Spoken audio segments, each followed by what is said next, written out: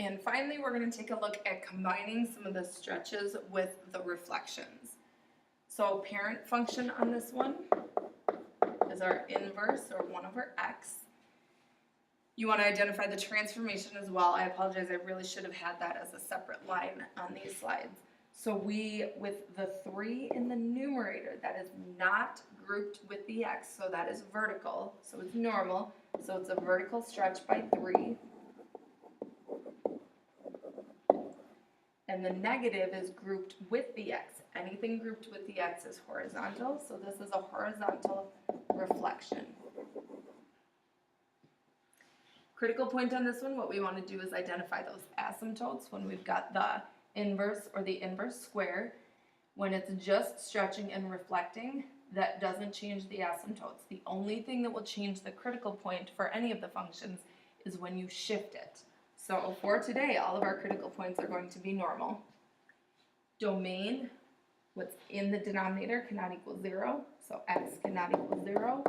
And again, you can use that critical point to help you identify the domain and range as well, which do not change when you don't have a shift. Parent function values, we're going to have -1/2, -1, undefined, 1, 1/2. So now we've got a horizontal reflection, which will make all of my x values opposite, and a vertical stretch by 3, which will multiply all of my y values by 3. So taking my x values and making them opposite, and taking my y values and multiplying by 3. Of course, that'll still be undefined. That's our critical point where we identified those asymptotes. And then we can graph those second 2 columns for our function. So we've still got the x and y axis on this one for our asymptotes. And from there, I'm going to go right to down 1.5, and I'm going to scale each of these by 2s. So right to down 1.5. Right 1 down 3, and then use those asymptotes, or the x and y axis in this case. And then the opposite, I'm going to go left 1 up 3, or left 2 up 1.5. And then again, sketching our curve between the x and y axis.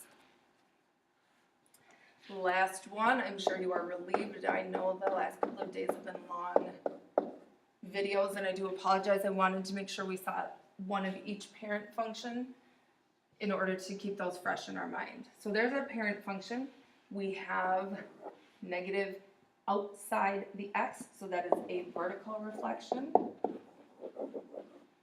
Here we've got the 1/3 grouped with the x, so the reciprocal is a horizontal stretch by 3. Critical point, again, doesn't change with just the stretches and reflections. Domain doesn't change either. So our domain and range are still x cannot equal 0. And actually, sorry, I did this one too quickly. With this one, because it's the inverse square, it would normally be y is greater than 0. But in this case, with that vertical reflection, we have y is less than 0. Parent function values, substituting these into 1 over x squared, we get 1/4, 1 undefined, 1 and 1/4. So here with our horizontal stretch, now I'm going to multiply my x values by 3. And the vertical reflection will make all of my y values negative.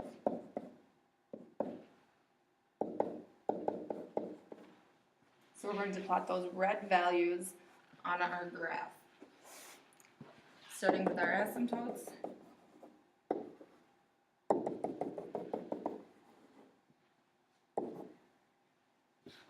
And I'm going to scale each of these by 2s because I need to get over 6. So the first one was 6, negative 1/4, or sorry, negative 6, negative 1/4.